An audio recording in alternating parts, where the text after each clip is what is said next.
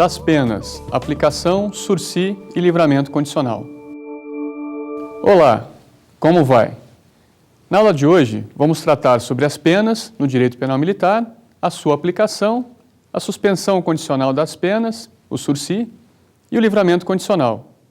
Vamos iniciar o nosso estudo, então, com as penas principais e acessórias no direito penal militar.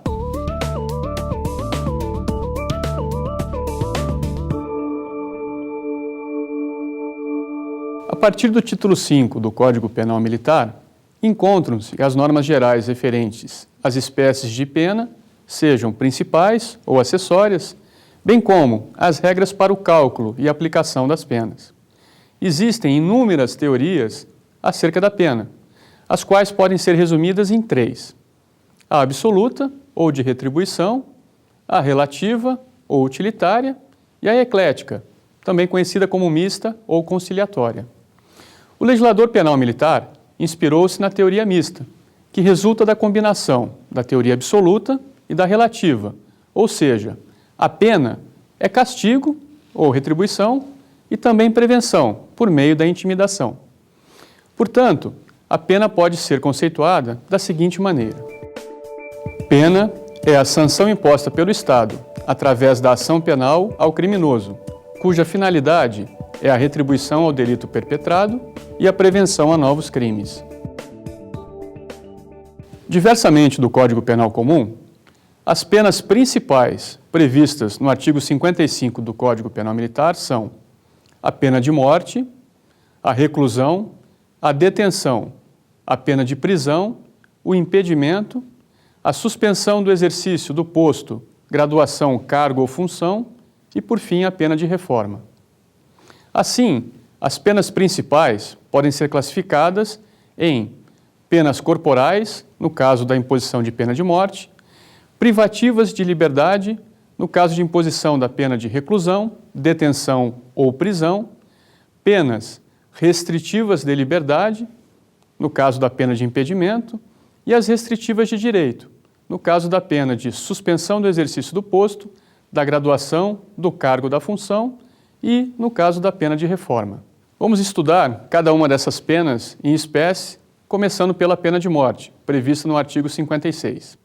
A pena de morte é prevista somente em tempo de guerra, de acordo com a autorização contida no artigo 5º, inciso 47, letra A, da Constituição da República Federativa do Brasil, e é executada por fuzilamento, nos termos do artigo 707 e 708 do Código de Processo Penal Militar. A sentença definitiva de condenação à morte deve ser comunicada logo que passe em julgado ao Presidente da República e não pode ser executada senão depois de 7 dias após tal comunicação. A finalidade da mencionada comunicação é oportunizar ao Presidente da República a concessão de eventual indulto ou comutação de pena, prerrogativa prevista no artigo 84, inciso 12 da Constituição Federal.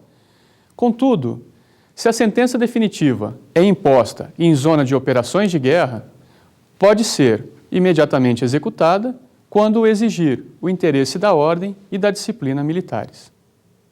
Quando combinada a pena de morte como grau máximo e a de reclusão como grau mínimo, a pena de morte corresponderá, para efeito de graduação, à pena de reclusão por 30 anos.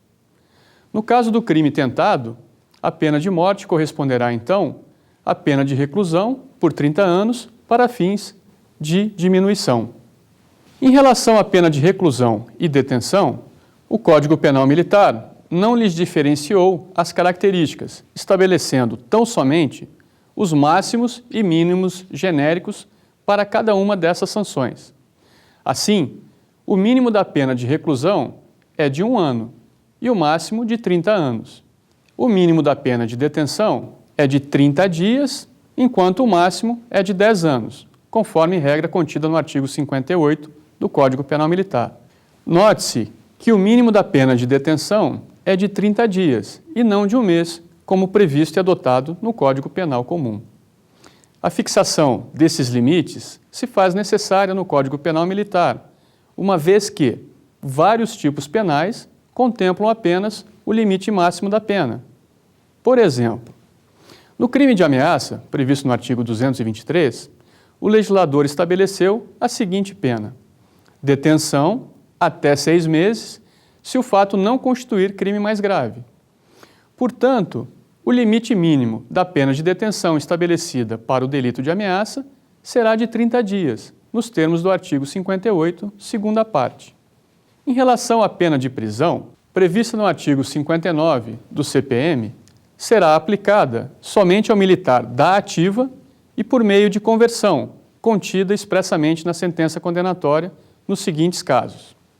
No caso do agente, ao tempo da sentença, ser militar da ativa, conceito contido no artigo 22 do CPM, a pena privativa de liberdade imposta, seja por detenção ou por reclusão, não seja superior a 2 anos e não ser cabível ou aplicável a suspensão condicional da execução da pena, o sursi.